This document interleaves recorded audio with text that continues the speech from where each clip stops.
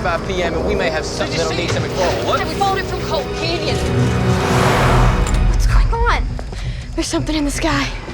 There certainly is, Faye, and that's why we are here on CinemaBlend's YouTube page to discuss the ending to The Vast of Night, the new film that's taking everybody by storm, mainly because it's a cool throwback to science fiction films in the 1950s, but also because it's something new that we can discuss here on CinemaBlend. We loved the film by Andrew Patterson, and we specifically loved the ending, so let's dive into that right now. Before we go any further, though, we are absolutely going to discuss spoilers for the new film, The Vast of Night, so if you haven't seen it yet, you can go watch it free right now with Amazon Prime. But also, go down and hit subscribe, turn on your notifications, because every single time that we post a cool video like this on CinemaBlend's YouTube page, we want you guys to hear about it and come watch. They've come here before. They've liked this place. They always have. Okay, you basically know what happened because we watched this movie before we dove into the video. Remember, again, spoilers. But essentially, we watched Faye and Everett as they tracked this mysterious sound that Faye first picked up while she was working as a telephone operator, and Everett picked up because he was a DJ at the local radio station.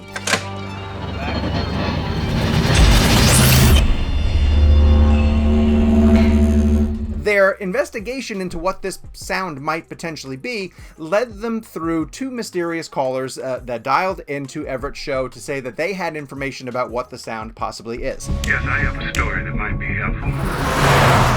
I can tell you what's going on. This brought them to the home of a deceptively creepy old lady named Mabel Blanche, who had a story to share about her son who was abducted many years ago, and Mabel believes that he was taken by aliens. Now, she also has a gibberish statement that her son would mutter over and over again, and she states it for Everett that he's recording on his tape recorder, because this is set in the 1950s, so now they have an audio sample of what this gibberish is. Yewe rafu oyek.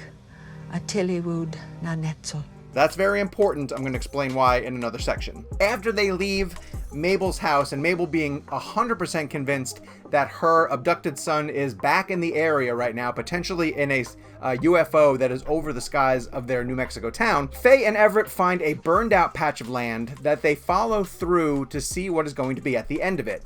When they get there, they see in the skies above them a UFO ship. Now, there's been some speculation that this could be an illusion, that it's in their mind, but I don't buy into that because the two of them definitely see it, and there's actual physical damage done to the ground beneath them. So because I believe that it is an actual ship, then the final scenes of the movie The Vast of Night is Faye and Everett getting abducted by aliens.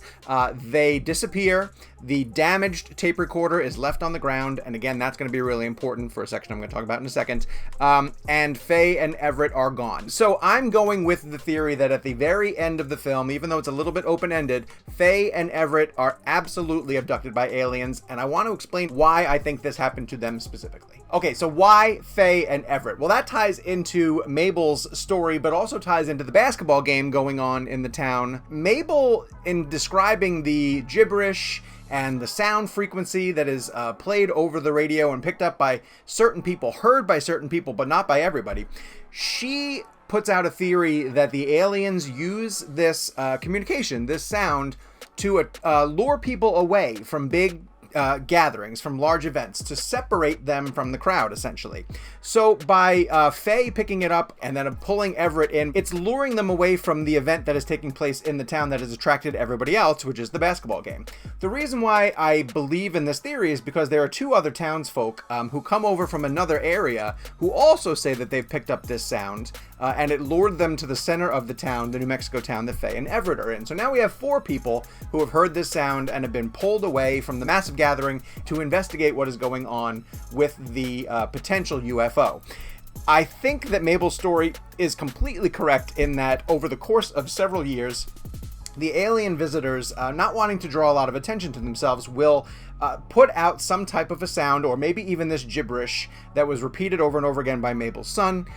It will again lure these people away from a mass gathering and make it possible for them to get abducted without a lot of people necessarily knowing what's going on. And we see some evidence of that when the tape recorder is played over again, because Faye and Everett are riding in the backseat of the car with the two other townsfolk who have come over, and when Everett replays the tape recorded audio of Mabel repeating the gibberish, those two townsfolk sort of fall into that trance, which shows that the communication from the aliens is affecting them in a different way, in a way that's not affecting the townspeople in general. So these four people are definitely unique and special because they can hear the alien communication, and that brings us to the importance of the very final shot of the film, which is the tape recorder, and I want to get into its significance right now. So we don't actually see Faye and Everett get abducted, but it's heavily implied that they are going to get pulled up into a ship and taken far away. One of the things that's left behind is a tape recorder, and there's been some really cool theories about why the tape recorder has been left behind.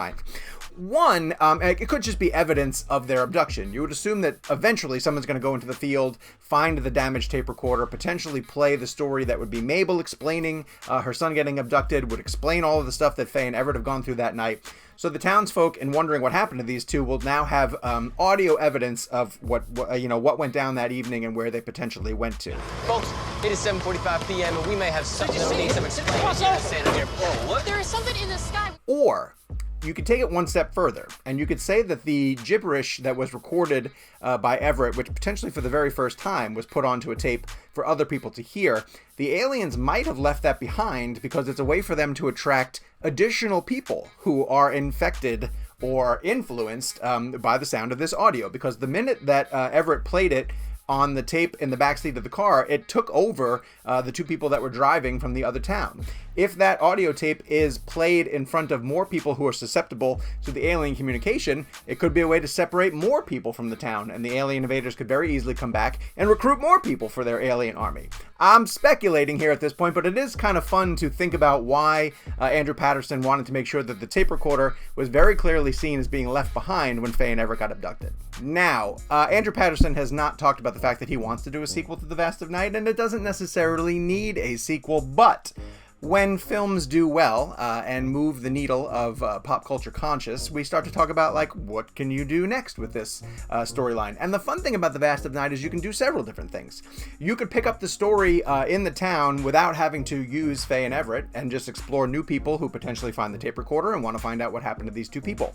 You could do a full-on science fiction type film that follows Faye and Everett onto the ship and sees where they're going back to where the aliens are being abducted from. Or, of course, you could always do what a lot of franchises do, is just jump to another town, follow two other people who are also hearing the types of audio that is getting picked up or presented by the aliens, and maybe see different ways that they interact with them. Horror franchises do this all the time. They take a really fun premise and just move it to a new location. Something like Cloverfield or Quiet Place. Quiet Place is doing this currently, and I know you guys haven't seen Quiet Place Part 2, but while it still follows the same family that we met in the initial one with Emily Blunt and John Krasinski, we meet plenty of new characters who are also dealing with these unique aliens who are affected by sound or react to sound in different ways. So it's, again, not a totally original way to approach a sequel, but if Andrew Patterson or even another filmmaker wanted to pick up the concept of The Vast of Night and potentially tell it from a different angle, it's set up in a way to do it that way. Also, the way that The Vast of Night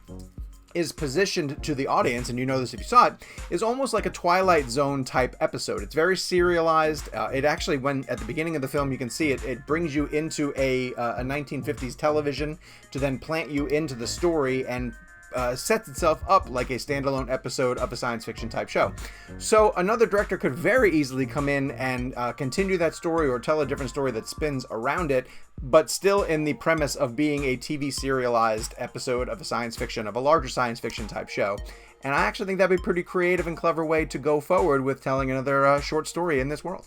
Okay, so tell me, am I completely off with the ending, or are we pretty much on the same page? I want to hear your theories about what you think happened at the end of The Vast of Night, and I also want to hear your theories about where you think the story could potentially go. Do you want to stay with Faye and Everett, or would you like to see somebody else in the town maybe coming out of the basketball game and then trying to put the pieces together to find out what happened to those two? The best place for you to do that? The comment section down below. Go down, feed me with all of your conspiracy theories and wild thoughts about The Vast of Night. Just give me a review about the film too, because it's one of the coolest things I've seen in a while, and I know we've been starving for new content, so I was really happy that Amazon Prime put it up there for us to enjoy. While you're down there, do me a favor, hit subscribe and turn on your notifications, because every time we put a video up here on CinemaBlend's YouTube page, we want you to come over and watch and interact with us and enjoy.